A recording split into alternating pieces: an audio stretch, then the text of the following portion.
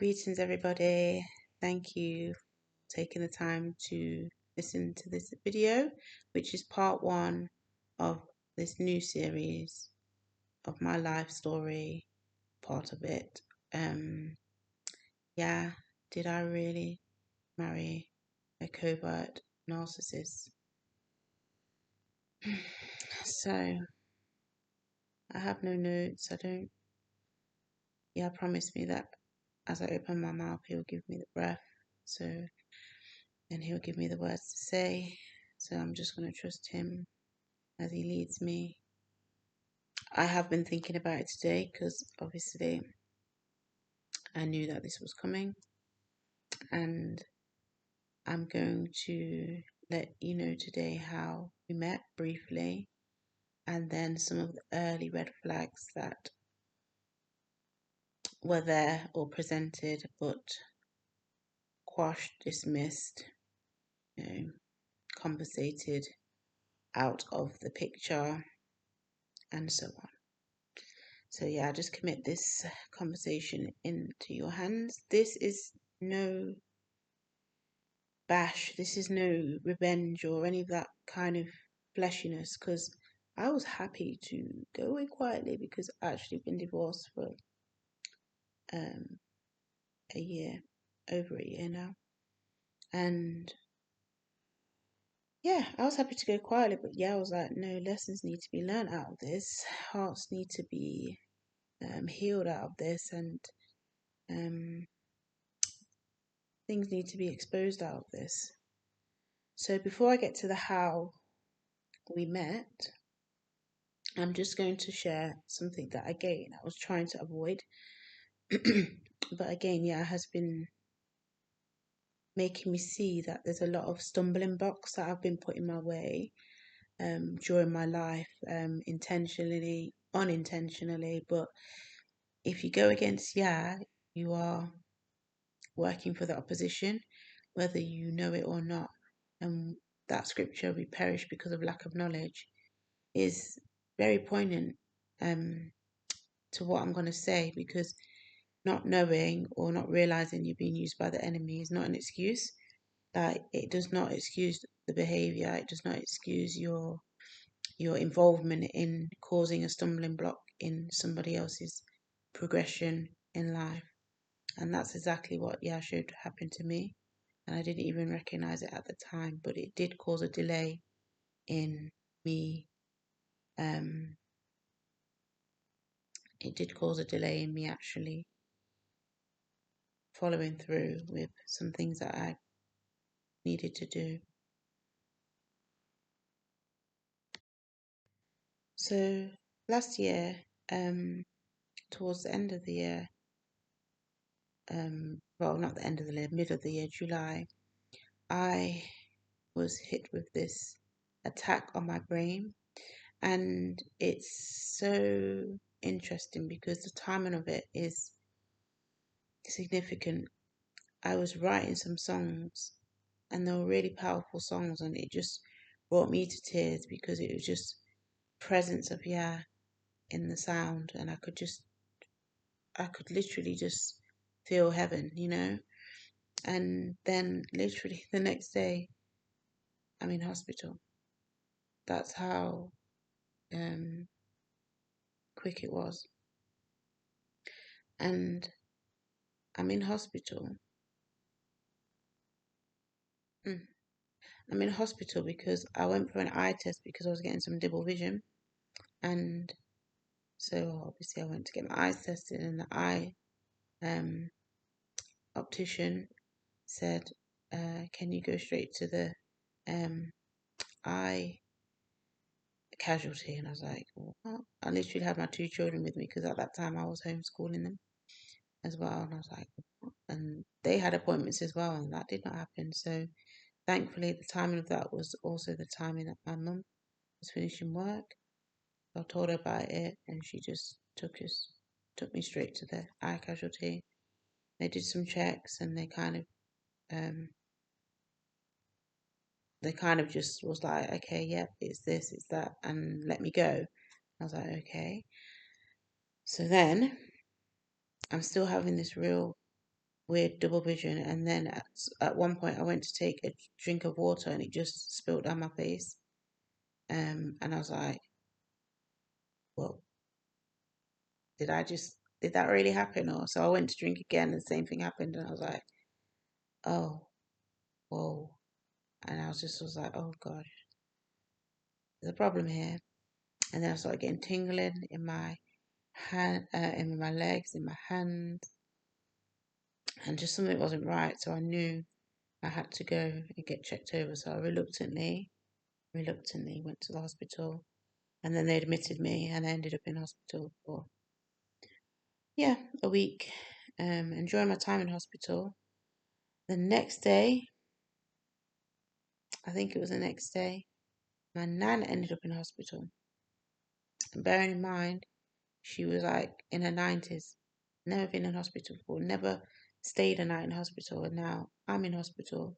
My nan's in hospital, and I'm like, whoa. So I'm freaking out because unfortunately, I've spent a lot of time in hospital, recovering from various attacks, should I say, because now I'm more wiser and on my life.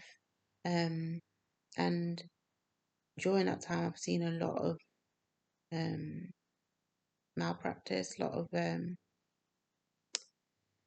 uncaring practice, and lots of good practice too. Some lovely people, but they're overworked, underpaid, and just have a lot to do. And there's not enough of them to do it in a consistently quality way. So, with all that said, I've been in hospital, and my nan's now in hospital, and she at some point is moved to the ward and the building that I'm not the ward, sorry, the building that I'm in, but a ward a bit further up, a few floors up. So I'm saying this for a reason because this is where, again, with all these pieces together, it caused a stumbling block for me in moving forward and understanding, like, am I the problem?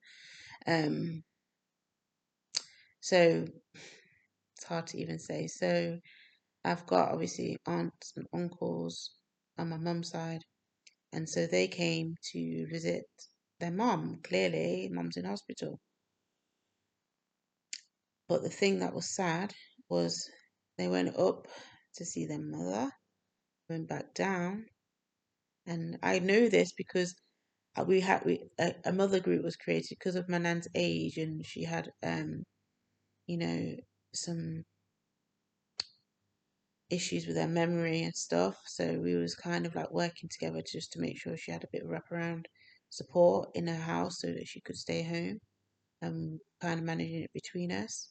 And I was part of that. So I was in the group as like the only niece and obviously grandchild. Because I love my nan, and like I've always looked out for her, and even when I was not well, I still used to try and make the effort to be there for her, phone her, physically be there, etc., etc. And she called me her daughter from many years ago. She said, "Oh, see you as one of my daughters," and I just used to love her so much. I'm saying it in past tense because unfortunately last year she also passed away. So I'm in hospital, my nan's in hospital. There's discussions going on. Been to see mom. I've left now, and all this stuff. I'm like, okay, hi. But I'm literally on the ward, like further down, and I'm just like, okay, okay. And something had happened, like during this episode, that my brain had stopped working properly because I couldn't walk properly. Talking was a difficult thing. Gathering my thoughts was a difficult thing. So there was just so many complexities going on. But they was doing these tests and they couldn't pin it down to anything. The structure of my brain was okay. Nerves in my brain were okay. My body was responding. So they couldn't physically find issue. And then we had somebody else who sat opposite me. Like physically, I looked like a wreck. Like my body was shaking. My legs were like walking with a frame. And then you had somebody literally across from me, you know, going down for cigarettes, you know, having a chat, having a laugh, going to, you know, have a wonder. And she started off with a similar issue, like tingling and stuff like that. And then she had her test and she found out that um, because of some domestic abuse, she'd been hit in the head and it caused a nerve to be irritated. And they were saying how careful she has to be for the future. And that kind of freaked me out because she then had her diagnosis and she was like, off you go, sort of thing. She left the ward.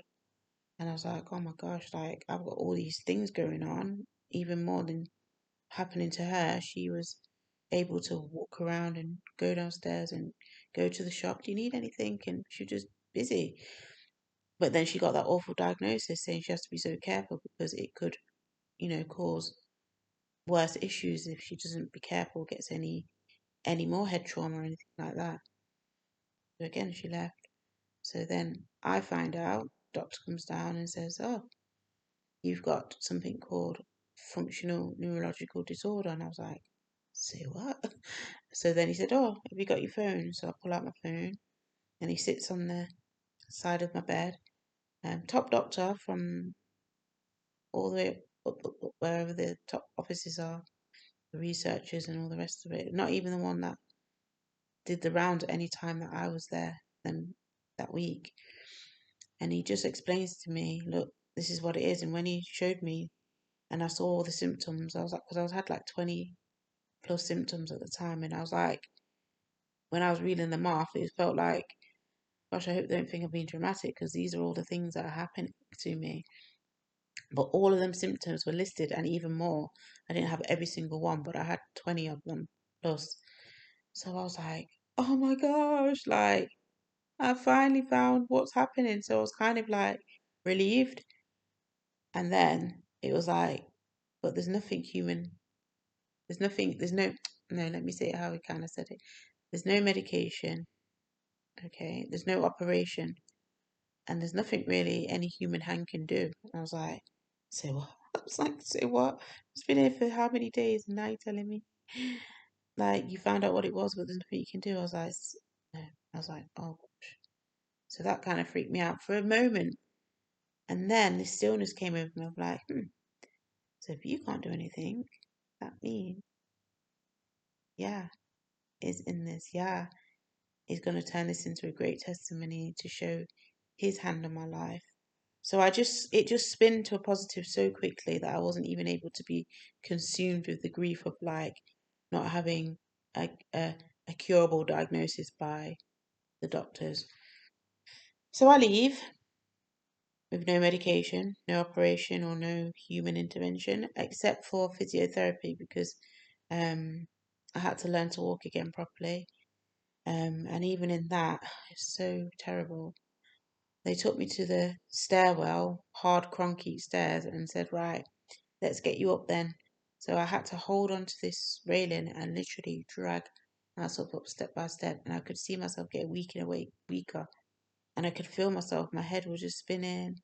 I was just getting really like, oh, and I was like, I'm not sure if we can do this. It's like, oh, you're doing so well. Come on, you know you want to see your children. You don't want to stay in here another day, blah, blah, blah. So I'm like, yeah, you're right, I do not. So I was like trying again, trying again. And then I got to the top, and all of a sudden, it's like somebody just turns the power off of the TV, and I just blacked out. And then before I hit the ground, I was back again. I literally just felt myself just before I hit the ground. And I was like, felt my head hit the concrete because these old hospitals have these concrete stairs that were just serious. And I was like, ow, ow, ow. I was in so much pain. And then they just helped me back up. And people are like, because obviously people are going to their appointments, going to their, you know, off their breaks and all the rest of it. So I'm just lying on the floor, I'm like, oh, get me off this dirty floor. Like, that's the first thing I think I said. And then that's kind of how that part kind of played out with learning to walk again. And it didn't teach me how to walk again because I couldn't do it safely, but they so needed the bed apparently that they were like, yeah, you did a good job. So you're happy to go home then? No stair railing at home. No, nothing to kind of help me be safe. And I was just like, yeah, that's fine. I said, but actually, I've not even had they wanted to do one more test. I've not even had that test. And they're like, oh, so sorry, so sorry. We'll look into that. And I was like, you guys, do you actually even care? Because they were chatting, and being all nice and friendly. And then now this like happened. They weren't even bothered. They were still happy to whisk me off where I was just blacked out from just trying to walk up some stairs. And then you want to send me home when you ask me, do I have a railing at home? Do you have someone who can put one on for you? Blah, blah, blah. I'm like, yeah, I've got, yeah. But it's not going to be today. I don't have a toilet downstairs and da da da da da. So, but they didn't care. And I was like, okay, yeah, just let me go. I'll figure it out. But I didn't go that day. I went the next day. So I'm out now. And then, again, I'm not tight on the timelines, but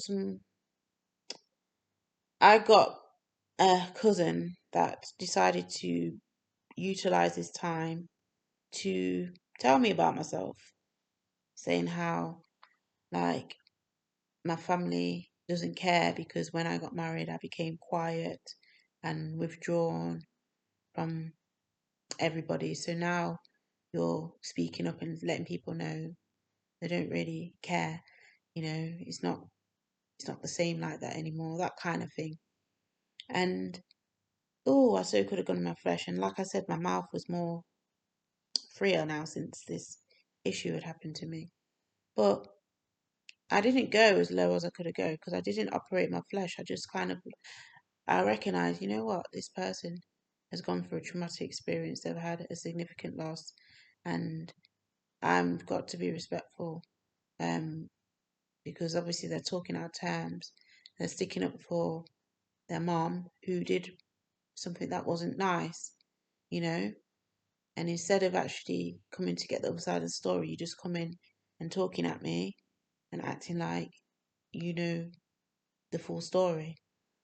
And so you can imagine these two things together, your own cousin telling you that your family doesn't care about you like that anymore, and then your own aunties and uncles um, passing you by and not coming to just check in on you. Like I literally didn't even have no clean clothes um, for the first 3 days because it was so chaotic. It was chaotic because my mom had my children and my I have to start saying this ex-husband. I think that's the first time I've ever said that. It's weird. Um, yeah, already left. Um, had already left England. Because his visa had ran out again. But that's another story for another time. And he was unwilling to do anything about it. So, and I was unwilling to do anything about it. So it was like, you're not going to do anything about it if you ain't got nothing to contribute. Can't get one out of thin air. So you're gonna just have to go. And that's kind of I'd left it because I was tired of just constantly just having to figure everything out. Um, yeah. So that's how that part happened. And so I've got these two parts. And don't get me wrong, because I challenged my aunt and uncle about that behaviour because I said, look, I'm in the same. You're not like you've even got to walk to a different part of the hospital. I'm in the same building, and you've just walked past me as if I'm nobody and I'm a stranger. I had one aunt come and apologize, kind of, and then my uncle came to see me as well, and he apologized as well, and I appreciated that because he did have a very sincere apology with, you know, and because I knew obviously everyone's going for a lot, like two people. I'm not expecting to be a priority over your mother, but I'm also not expecting to be treated like a complete stranger. If you didn't know I was here, fair enough, but somebody's in hospital and unwell. I literally was updating the group as well with bits about, potentially connecting to the brain and all the rest of it, and to know that you just showed no interest.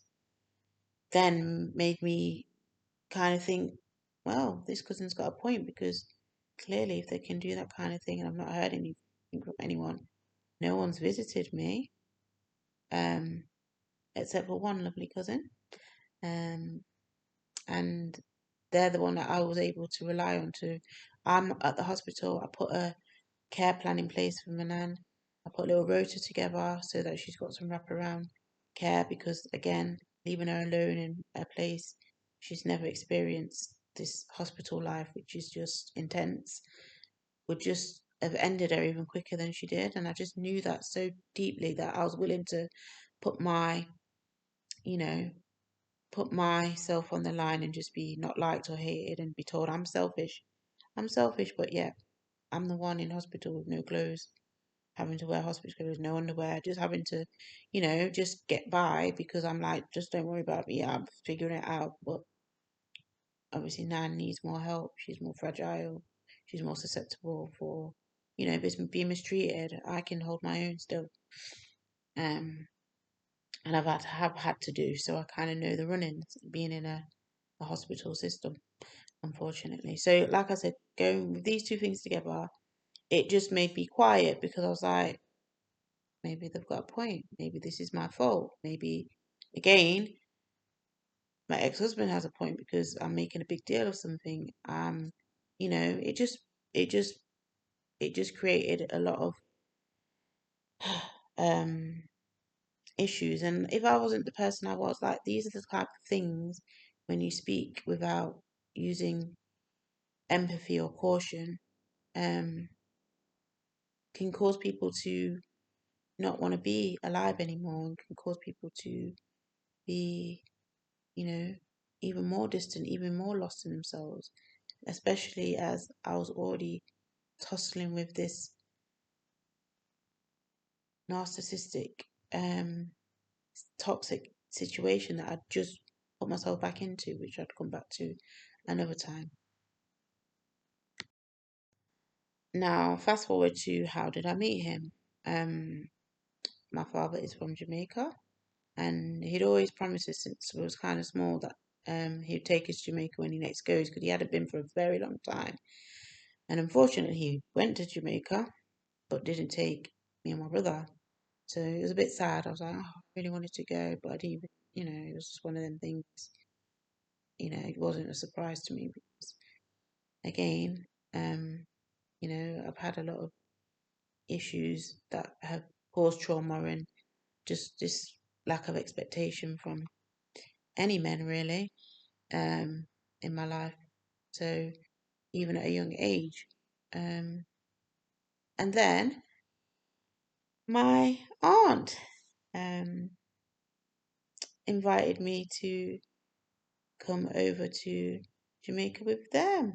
Her husband and her children were going. I was like, yay, saved up, started packing my little suitcase. And I was like, super excited, because I've always had this yearn in my heart for Jamaica. I was like, I've always wanted to experience the country, the other side of my culture, because I think I might have said, or I might not, I can't remember. Um, my mum's side of the family is Bayesian, and I spent like childhoods there, some holidays there, and so on. But I'd never to smell and taste Jamaica. So that period of time came up. It was 2008. We were on our way, and we went, and yeah, that's how I met my ex-husband. And I'm just going to leave it at that for now, because I want to get to some of the red flags, and I can already see time is disappearing so quickly. So, first major red flag was he did not tell me he had a. No, actually, let me reverse it. So, we got together at an anniversary that my aunt and uncle had put on. And before that time, I want to go into more detail of like how we met, because I think this is quite significant into how I was kind of learning. Um, but we met, and we kind of looked back and said, when would we say we started dating? And it was at the anniversary, because he took me down to meet his mum for the first time. Like, this is literally just, it feels like moments. Like, was only in Jamaica for 4 weeks, and this was probably like what, the second week or something like that of this, or the first week of this, even. No, we wasn't even together yet. We hadn't even started dating. Sorry. This was, we say we started dating on that day. So you can imagine. So you've kind of just started talking to somebody, because at first we didn't have conversations, just eye contact. It was hi and bye. So then we're at this anniversary, all the family and people in the community there, and then all the younger people upstairs just chilling, hanging out on the veranda, and then everyone else is kind of like downstairs. And then he says to me, "Oh, I want you to meet my mom." I was like, "Oh," like, and I took it as kind of like shock, but then I was like, "Wow, that's a compliment," because if you're not got good intentions for someone, you wouldn't get them to meet your mom, really, would you? And I was like having them kind of conversations in my head. So I met the mom, and then that was that. And then later, as these days were going by, um, another family member. Oh, he was known to my aunt. So my aunt was married to his uncle. So she had been married to him for, you know, a good 10 years at that time. So he wasn't a stranger. And that also then gave me comfort. I was like, he's no stranger. He's no random guy that I've got no history on.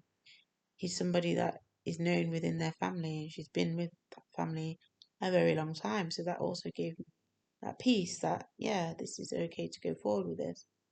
Um, so then this other, and I don't want to say who it was because I think I remember who it was, but I just need to ponder on it a bit more. So I'm just going to say a family member asked me, like, "Oh, did you know that um ex-husband had a son?" I was like, "What?" I was so shocked because I had done told him, because again, me being my real self, like, I'm like, "Hey, I'm a very simple girl, simple living girl. I'm not fussy, I'm not dramatic, I don't need labels, I don't need loads of clothes. Like, I'm so simple. Like, I just want a simple life, someone just to build with. How we have like similar values, and we want to kind of grow in the same direction." They were my kind of conversations. So I don't want no baby mama dramas. I don't want no. That's kind of how I just put it. I was like quite forward with it, because I was like, if I'm gonna commit my time and my efforts, especially it be my first time trying this boyfriend situation, I need them to know that I've waited a long time and I'm not here to play games, because holiday romance was just never in my thoughts at all. So he was like, "Yeah, yeah, yeah, no, I agree, blah, blah, blah. I've been hurt before, so I've not been with anyone for, almost 2 years and blah, blah, blah." And so he was very convincing with that. And I was like, "Wow, okay, yeah, you understand what being hurt is like. You understand why I've tried to protect myself from being hurt for this long, etc." And so we kind of had this mutual um, trauma bond, should I say, or empath bond, because now, again, that was a plug for him to say he was a trustworthy person because his experience hurt and he wouldn't want to do it to anybody else. So I gravitated towards that, and I saw that as a part of loyalty, just because he knows how it feels and he wouldn't want somebody else who he loves to feel that way. So first red flag, like I said, he has a son. I'm like, what? So I confront him on this. I'm like, hold on, you told me you didn't have a son. Yeah, yeah, yeah, but because you said all of what you said about what you don't want, and I was like, I was really scared, because I didn't want to lose you and blah blah blah. I said, yeah, but this isn't the way you keep somebody. You don't lie to them about something so significant, because for me, I'm no homewrecker. I've seen my mom bring up two children in a single family household until we were like of age of like, teenage or preteens or nearly teens or whatever. So that really annoyed me. But then again, he kind of talked his way out of it. And again, that whole empath side of me of seeing it from his side, like, yeah, if I got to know you, because I've got to know you, I can quash this, but if I hadn't got to know you, I probably would have just ran a mile. But you took that time to kind of get to know me more, and then I found that out. So I kind of was already hooked in. I was already on the end of that hook, and the end of that hook remained because then, um, yeah, then more things started to unravel, and it just became a absolute mess. And I'm just gonna fast forward to me, um, us being long distance now for 5 years. Um,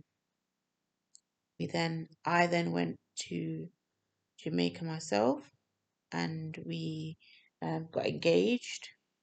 Very simple engagement because again he'd said, "Oh, had all these plans for you, but no one's available to drive us where I wanted us to go," and blah blah blah. So he literally um proposed to me in his house, and cooked a dinner for us, and that was it. And that was okay because again, I don't need the dramatics. I don't need the oh, everyone clapping and applauding. Like it, that just was not. It's just not me. I don't need. If someone made that effort for me, obviously that would be really nice. But it's not needed to prove anything to me that simple is good enough for me as well. And maybe that's my own value, not knowing my own worth. That I always don't want people to do too much for me, not to go out the way for me, not to, that's just been my character because I didn't have an identity at this time. So I put that point in place for a reason, and we need to launch again to now. It's been 5 years in total, long distance. We've been planning now to get married, and we choose a date. It's 2013. It's April, and it's going to be the 6th of April, 2018. 2013. Apologies. I plan to leave my job and live over there for 6 months because in my head I'm like, we've done long distance for 5 years, and then I think it's time that we should get to know each other, live around each other more on a day-to-day basis, and then build and learn about each other really. And that's what the plan was. So I went over there a bit before because I'd invited family, and by the end of this time, because I think we gave them about 2 years or something like that to say we're going to get married in this time. By the end of that time, kind of all the excitement had dwindled down to like a handful of people that were still willing to come over and support the wedding. And it was lovely because I put this whole itinerary together. We stayed in a beautiful like mansion, with all these rooms and space and all in. Put together some excursions so they could go and see different parts of Jamaica. It was so amazing. It was really, we still talk about it today. It was just really a fun time with everybody. But during that time now, my ex-husband says when I get to Jamaica, like nearer the time, he's like, oh, um, and obviously he'd come to stay with my family as well in the mansion with everybody else. Because I thought it'd be nice bonding time, him getting to know people and getting to know my family a bit more because he'd never met them because he'd never ever left Jamaica.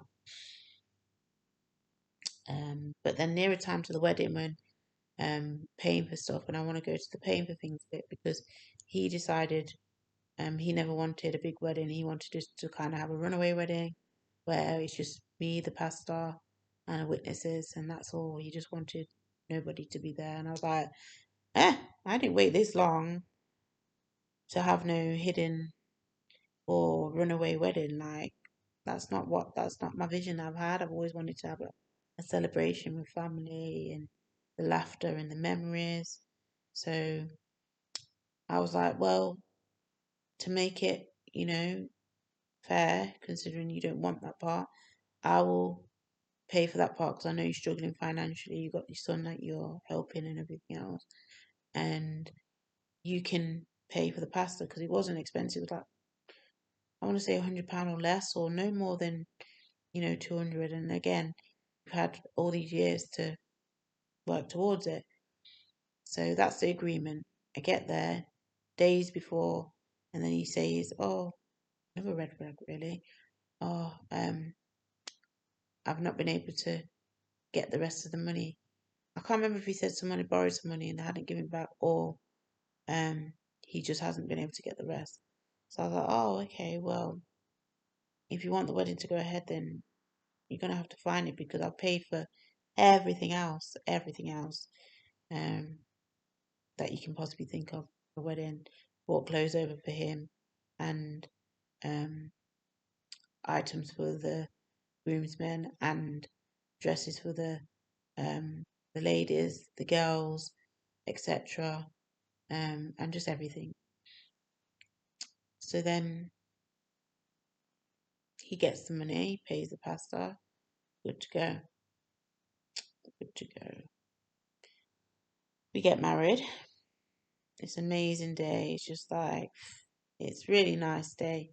It just flowed really well, and just so many memories, laughter, and just seeing people all together, because I'm a family person. I just love seeing my people together. I love joining people together and connecting. That was always something that I really like to do.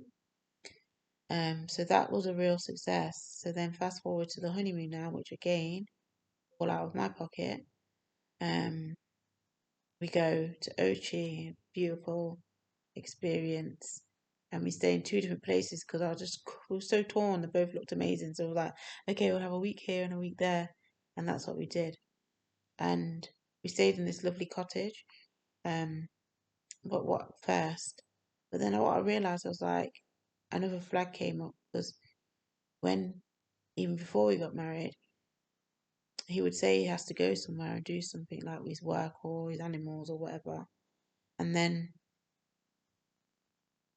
I would go, oh no, I'm getting it mixed up. Let me reverse that, because we wasn't living together like that before then really. So let me just go back to the other red flag. So we'd said goodbye to the family. They'd gone back to England, and then we went off to our honeymoon in Ochi. Um, and during that time in the cottage, he kept having these phone calls, and I was like, it sounded like a woman's voice, and I was like, hmm, you've had 5 years long distance, you've had, all this time to chat to your girlfriends and all the rest like that, girl friends, and now we've just got married, we're just actually spending some quality time together, and you just keep being on your phone like that. I'm like, what is that about? So I asked him, like, why do you keep being on your phone? Because what I've just said. And again, it's, oh, yeah, I just explained it away. So, okay. And then we get back to his house after staying in these two places, OG, lovely time. And then again, he's doing his animal stuff, like I said, or going to do whatever he's doing, his ground stuff. And then I'm on the veranda, just looking over the veranda, just having a moment, because, like I said, I'm just in the house now, kind of settling. Um, and I just see him sitting there on his phone. I'm like, hmm. And then there was times where I'd be in the bedroom, and then I'd just hear this muffling voice, and because he'd been out doing work stuff, um, looking after his cow, moving his cow or whatever, bull or whatever, the goats and all the rest of it. And I'd hear this muffled voice, and I'd be like, oh, he'd be sitting in the living room on the phone. I was like, okay, okay. So then I got this triggering, and this is what has done my whole life, like this really triggering message, and I wrote it down as it was coming. My hand could not go fast enough. And I've got it somewhere. I know exactly where. And it was basically, it started with, um, Jermaine's got something to tell you. Um, and it's basically very serious, but you need to forgive him when he shares with you what he shares. I was like, oh my gosh, like what could it be? Like I just um was obviously thinking the worst. But the worst I was thinking obviously is around he's cheated or whatever, them kind of thing. But it was worse than the worst, because the worst was correct. He was cheating. But on top of that, he'd got the person pregnant with twins. Exactly. It gets worse. But I see I'm at 40 minutes already. And I just need to have a moment just to even. I've just been married not even a month or so. And there are alarm bells. I literally screamed out. I was like, ah! I was so angry. And I remember just waving my hands and just, I don't know if I was hitting the bed or whatever, and I was just screamed. I was just like, oh my gosh, because straight away I was feeling embarrassed, I was feeling hurt, I was feeling overwhelmed, and I was just confused. I just felt like so like out of it. And I remember his reaction was like anger to me, like feeling angry with me, like, why am I reacting like this? He said you would forgive me, type of thing. And I was like, are you for real? Like, I need to still go through this process and figure out what I'm going to do with this, because this is not how I expected to start a marriage. You've already took my virginity, and now you're telling me this. Like, I need a moment. I didn't save myself for this mess. So thank you for listening. And again, I will continue with part two as and when Yaa leaves me. Um, and for any of those that is triggered or made people, um, feel some kind of way, take it to Yaa. I'm just talking the truth of my experience. If you have any issues, speak to Baba. He is available 24/7. And he will direct your path.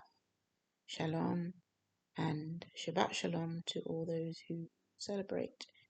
It's moved to our time of rest, and I did that tomorrow, so I will not be uploading anything tomorrow. Yeah, willing, Sunday or the 4 days after. Just see as Yaa leaves it. I'm not rushing this. It's 11 years of information, so you can imagine from my part, I'm digesting into terms of a lot as I'm expressing it at the same time. So bear with me. I will continue to update you in due time. Bye for now.